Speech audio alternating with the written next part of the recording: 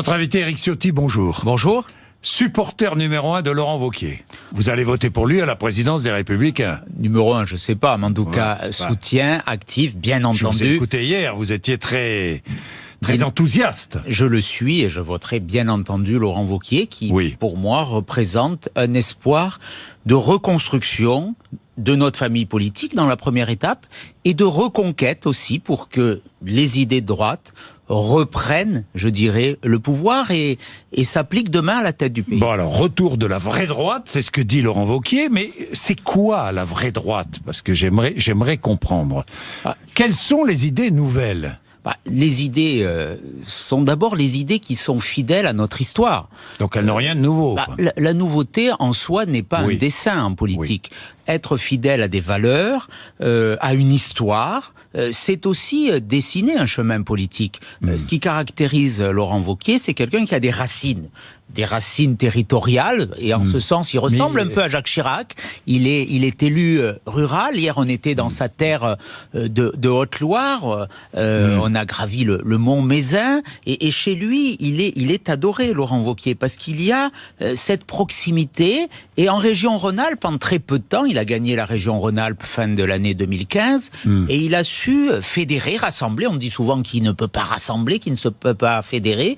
Je dirais que presque tous les élus aujourd'hui, en Auvergne-Rhône-Alpes, sont avec lui à droite, qu'ils soient centristes ou moins centristes. Très bien, mais moi, quelles sont ces idées majeures? Quelles sont les idées que vous allez porter? Parce que c'est bien beau, l'enracinement, tous les hommes politiques nous disent qu'ils sont enracinés. Mais c'est important. Bon, mais oui, c'est important, bon d'accord, mais moi, les idées... La nation, l'autorité, le mérite, le travail, la liberté. Voilà, je crois que il y en a d'autres, mais si on peut résumer ce chemin, celui de Laurent Wauquiez, celui de ceux qui le soutiennent, comme moi, une autorité qui protège le faible aujourd'hui du fort, qui protège contre le terrorisme islamisme, qui protège contre l'insécurité. On a besoin d'un État fort, d'un État puissant pour nos militaires, pour nos gendarmes, pour nos policiers, pour la justice, réarmer l'État régalien, puisque l'État, finalement, s'il n'a qu'une raison d'être,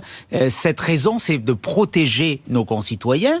Et ensuite, c'est aussi faire en sorte qu'il y ait la récompense du travail, réhabiliter le travail dans notre société. Alors, on dirait Emmanuel Macron, qui nous parle de mérite. Attendez, vous avez lu l'interview dans Le Point. Oui, mais il y a... C'est le même discours. Non, c'est pas le même discours. Il y a un écart entre... D'abord, il y a un écart entre le discours et les actes. Emmanuel Macron est au pouvoir depuis 4 mois, maintenant, à peu près. Bon, on voit bien... 4 mois de pouvoir, vous condamnez déjà. Je condamne pas, mais je constate qu'il n'y a pas grand-chose. Bon, à part les ordonnances sur la loi travail que j'approuve. Vous allez la voter d'ailleurs, cette loi travail? J'ai voté la loi d'habilitation. J'ai voté la loi d'habilitation. Et en toute logique, au regard de ces ordonnances qui ont été publiées, que l'on découvre, je voterai la loi de ratification.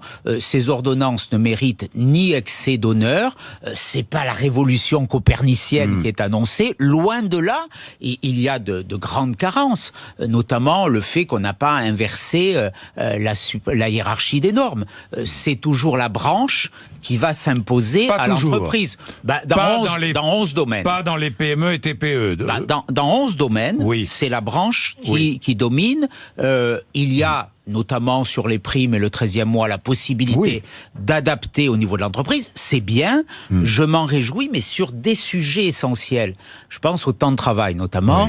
La dérogation des 35 heures, c'est pas possible. Les CDD, les CDI de chantier, par exemple, c'est bien. Mais c'est la branche. C'est la branche qui va décider. C'est un point positif. C'est un point positif. C'est pour ça que je voterai ces ordonnances. Plafond et plancher pour les dommages et intérêts. Je voterai la loi de ratification. Vous voterez la loi.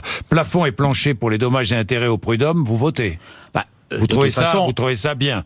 On aura à voter la globalité. La globalité, mais ça, vous trouvez ça bien? Oui, on l'avait mis dans notre programme, que ce soit avec François Fillon ou avec Nicolas Sarkozy, donc il y a une forme de cohérence. Mais encore une fois, ce qui est contenu dans ces ordonnances me paraît aller dans le bon sens, mais je note quand même la timidité de la réforme. Et c'est un peu ce qui marque ce pouvoir. Bon, c'est la seule réforme et c'est le seul texte qui intervient dans ces 4 mois. Pour le reste, il n'y a pas grand-chose. Sur le plan économique, on attendra les décisions fiscales, et là je crains le pire avec l'augmentation de la CSG. Sur le régalien, sur les questions migratoires, sur la sécurité, sur le terrorisme, bon, on va s'attaquer à un nouveau texte qui me paraît assez faible et qui va diminuer notre degré de protection. Donc pour l'instant, ce bilan, même si je fais un effort d'objectivité, Jean-Jacques Bourdin, il me paraît à tout le moins assez creux. Alors, Éric Ciotti, parlons effectivement des choix gouvernementaux en matière fiscale. Mais vous me parliez de la CSG il y a un instant, mais qui voulait faire au moins 100 milliards d'euros d'économies? Qui? François Fillon. François Fillon, que vous approuviez, que vous souteniez. Et il avait raison. Et il avait raison. Et il avait Qui raison. voulait augmenter la TVA? François Fillon. François Fillon. Il avait raison. C'est injuste ou juste d'augmenter la TVA? Moi, je pense que c'est un choix préférable à l'augmentation de la CSG. Parce que la CSG va notamment frapper une augmentation de la CSG d'1,7 point, c'est-à-dire 21 milliards d'euros de prélèvements supplémentaires. Alors le gouvernement nous annonce des compensations avec une baisse des cotisations salariales sur la branche chômage et sur la branche maladie, mais ces compensations ne vont pas toucher tout le monde. Et notamment, elles ne vont pas... le mérite, donc le travail. Sur les salariés, ce que vous demandez, il y aura une très légère augmentation du pouvoir d'achat. On verra s'il n'y a pas d'autres prélèvements. Attendons. Mais je veux attirer votre attention sur ce que ça va coûter, notamment aux 8 millions de retraités qui ont une retraite supérieure à 1 200 euros bruts, c'est-à-dire une petite retraite.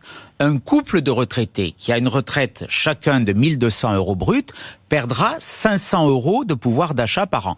Alors, M. Macron nous a dit que finalement les retraités étaient des riches, si j'ai bien compris son interview, ou en tout cas qu'ils pouvaient faire des efforts supplémentaires. Moi, je vois beaucoup de retraités qui souffrent, qui ont des difficultés, et je trouve que c'est injuste. Avec la TVA augmentée, c'est pas une augmentation des prix à la consommation. Non, parce que la TVA, il y avait une compensation globale. Il y avait une compensation globale. Là, il n'y aura pas de compensation pour les retraités. Donc personnellement, et la TVA, on faisait payer aussi les importations. Le prélèvement était plus faible d'abord, et on faisait payer sur les produits importés, ce qui aurait pu améliorer notre balance commerciale, qui aujourd'hui atteint des records de déficit. Baisse de l'impôt sur les sociétés, ça vous plaît ça? Oui. L'impôt sur les sociétés, nous verrons, le calendrier est assez long. Modifié, ça vous plaît ou pas? Si ce n'est que je trouve qu'il y a une forme d'injustice de maintenir cet ISF immobilier, donc qui va frapper les propriétaires. Et quelquefois, vous auriez supprimé l'ISF. C'était dans notre programme. Et pourtant, j'ai vu un tweet hier, vous accusez le président de la République d'être le président des riches. Alors franchement, je ne comprends plus. C'était dans notre programme de supprimer l'ISF. Oui, parce qu'aujourd'hui, on voit bien que Emmanuel Macron privilégie les aspects financiers.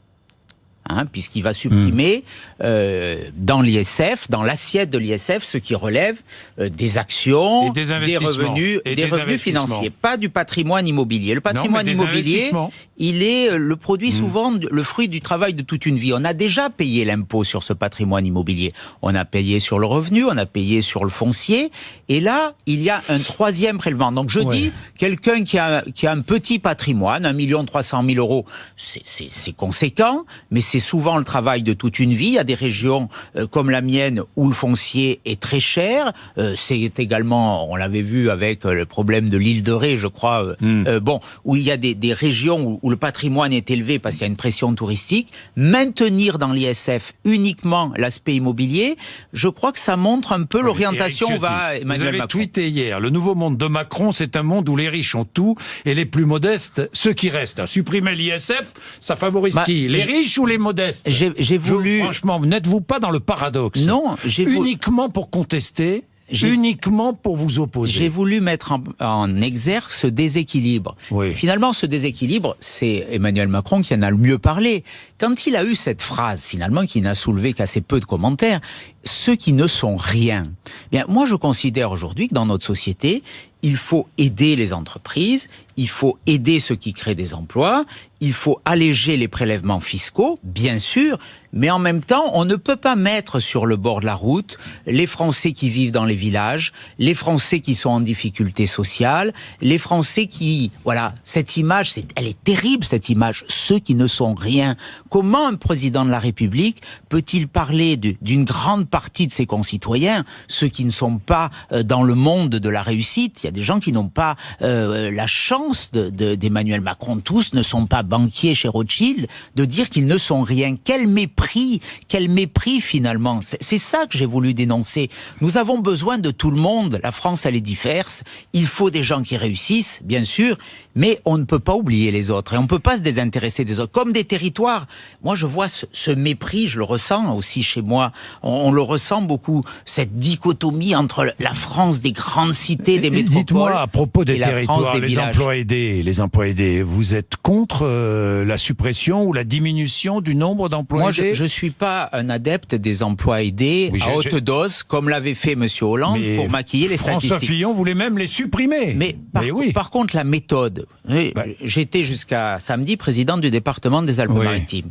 Hier soir, Jean-Jacques Bourdin, nous avions 60 contrats aidés pour nos collèges. Hier soir, nous ne savions pas si nous pouvions les recruter à nouveau ce matin. Il y en a plus cette année que ce qui était prévu dans le budget. C'est ce que disent les maires. Mais moi, non, il y en a 370 000, il y en avait 460 000 pour 2017. Donc il y a une forte réduction. Non. Le débat il y en avait 456 000 l'année dernière, il a été prévu 200 dans le budget de François Hollande et en fait, le gouvernement fait un effort pour 2017. Il y en aura beaucoup moins en 2018, Éric Ciotti. François Hollande avait sans doute sous-budgétisé. Il a consommé, la réalité c'est qu'il a consommé toute l'enveloppe en début d'année. Ça, ce sont les tripatouillages du précédent pouvoir. Mais je rappelle que M. Macron était ministre de l'économie quand ce budget a été préparé aussi. Il était ministre de l'économie de M. Hollande. Aujourd'hui, la réalité, ce que je conteste, c'est la méthode, la violence de la méthode. Il y a des petits maires aujourd'hui, des petites communes qui avaient 1 ou 2 emplois aidés pour les cantines, pour l'école, qui ne savent toujours pas ce matin s'ils les auront. Quand même, admettez que la méthode est totalement insupportable. Est-ce que vous ne choisissez toujours pas entre Emmanuel Macron et Marine Le Pen? Mais moi, nous sommes clairs là-dessus. Je récuse ce procès. Mais c'est pas un procès, c'est une question. Si, c'est un procès. Vous transformez ça en procès. C'est pas un procès. C'est un procès. Je vous pose une question simple. Est-ce que vous choisissez entre Emmanuel Macron et Marine Le Pen? Moi, j'ai toujours dit que je combattais Marine Le Pen. Donc vous choisissez? Je dis très clairement que la droite, ma famille politique, n'aura jamais d'alliance, je vous entendais, jamais d'alliance avec le Front National. Laurent Wauquiez vous l'a dit. Ici, de façon très claire à ce micro. Non, mais on nous accuse. En fait, il y a une alliance des idées. Non, il n'y a pas d'alliance. L'alliance politicienne. Elle est où l'alliance des idées? Elle est dans les déclarations de M. Ménard, par exemple. Robert Ménard se sent proche de Laurent Wauquiez, et même il le dit publiquement. Mais il dit ce qu'il veut. D'abord, d'ailleurs, si vous voulez adhérer aux Républicains, que diriez-vous? Monsieur Ménard n'est pas membre du Front National. Non, mais s'il voulait adhérer aux Républicains, que diriez-vous? Vous l'accepteriez ou pas? Je pense que compte tenu de son parcours et de son passé, nous n'aurions aucune raison de l'accepter. Vous ne l'accepteriez pas? Je le dis très clairement, aujourd'hui, nous traçons notre ligne. C'est quoi l'alliance des idées? Est-ce que parler de combat contre le terrorisme islamiste? Est-ce que parler d'immigration? Est-ce que parler de protection des Français? C'est une alliance des idées? Il faut parler des vrais sujets. Moi, je vous le dis, Jean-Jacques Bourdin, nous ne retrouverons pas le pouvoir à droite et le grand remplacement, ça existe à vos yeux? Si nous laissons ce qu'il y a... Est-ce que le grand remplacement, ça existe à vos yeux? Ce qu'on appelle le grand remplacement. Je suis pas dans ces théories, c'est du fantasme qui est soulevé. Moi, je suis pour une immigration... Je suis pour une immigration... Je suis pour une immigration mesurée. La présence. Je mobilise pas ces concepts. Je dis qu'on accueille trop d'étrangers, beaucoup trop, et on ne peut pas les assimiler. D'où la montée du communautarisme et d'où la montée de problèmes beaucoup plus graves qui peuvent aller jusqu'au terrorisme. Donc il faut être clair sur certains sujets. C'est ce que nous voulons faire avec Laurent Wauquiez. Aborder sans tabou. Moi, je me soucie pas du Front National. Ce que dit le Front National, je m'en fous. Ça a toujours été mon adversaire au plan local. Ma fierté en tant que président des Alpes-Maritimes, où le Front National est très fort, c'est d'avoir aucun élu Front National dans ma collectivité, dans celle que j'ai présidée 9 ans. Jamais. J'ai eu toujours des adversaires Front National. Je les ai toujours battus, mais nous ne retrouverons pas le pouvoir. Ce que je comprends pas, c'est très bien, mais je comprends votre positionnement, mais quelle mesure? Dans le discours de Laurent Wauquiez, je n'ai pas entendu la moindre idée nouvelle, la moindre mesure nouvelle. Mais c'est pas la question d'idées nouvelles, c'est d'appliquer les idées. On a souvent déçu lorsqu'on était au pouvoir, parce que sur certains sujets, je pense à l'immigration. Je pense à la sécurité. Qu'est-ce que vous appliquez comme idée concernant l'immigration? On n'est pas allé assez loin. Qu'est-ce que vous faites de plus? Pardonnez-moi, mais vous avez entendu le ministre de l'Intérieur. Qu'est-ce que vous faites de plus? Je vous invite à lire ma loi. Il y a 30 articles très précis sur la réforme du droit d'asile, sur la mise en place, et c'est constitutionnel, de quotas migratoires votés par le Parlement chaque année. On peut changer beaucoup de choses, choisir qui on va accueillir, limiter le nombre des étrangers qu'on accueille actuellement. 230 000 titres de séjour l'année dernière, légaux, c'est beaucoup trop.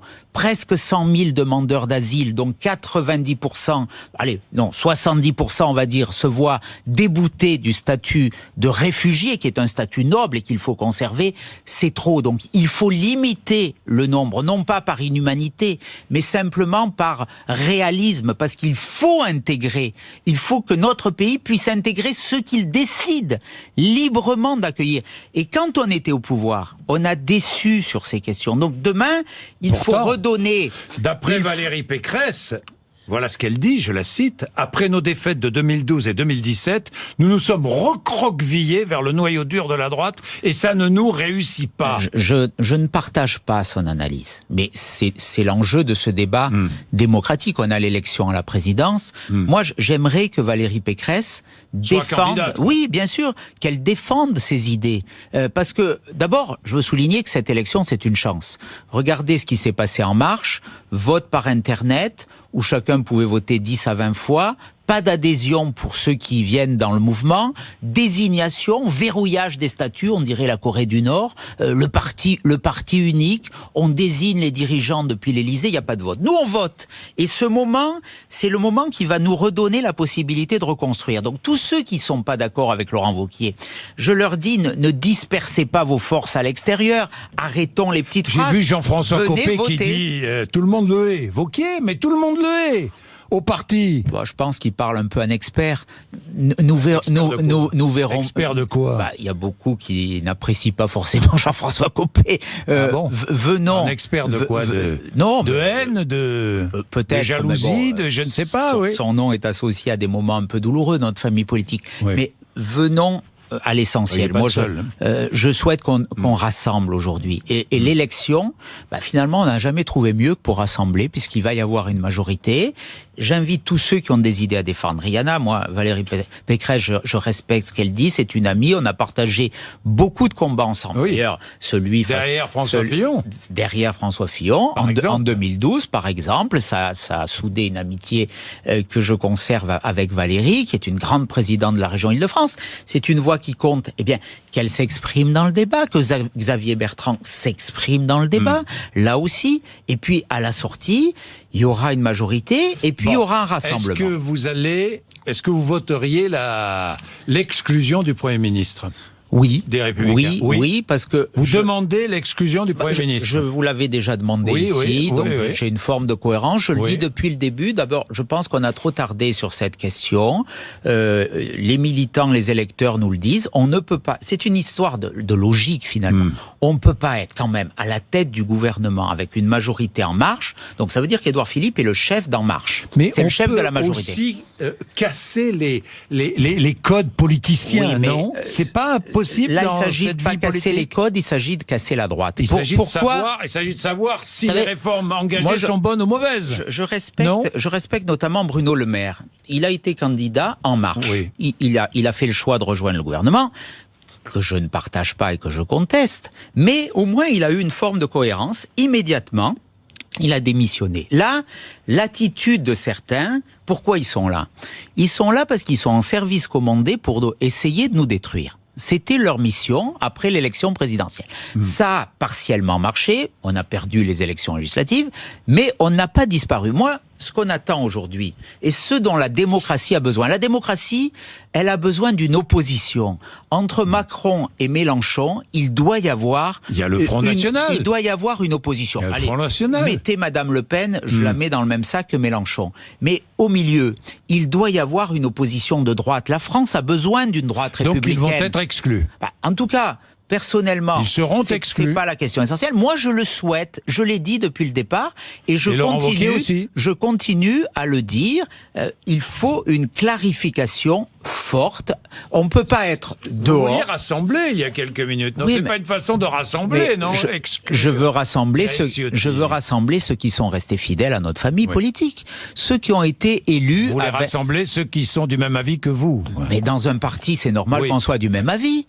Quand même, ça serait étonnant. Il y a des 100 députés qui ont été élus face à des candidats En Marche. Dans le groupe des constructifs, quasiment tous, ont été élus sans candidat En Marche. Ça veut dire qu'ils sont pas indépendants. Donc aujourd'hui, pour reconquérir, pour reconstruire, on a besoin de clarté. C'est ma position. Je sais qu'on va la caricaturer, dire vous voulez exclure, mais ceux qui tiennent ça, ils sont déjà en face de nous. Ils sont dans un autre camp. C'est ce que je dis aujourd'hui. Les Français ont besoin de clarté et je crois qu'on a trop tardé sur cette question. Merci Éric Ciotti. Merci à vous. D'être venu nous voir ce matin, RMC BFM TV 8h57.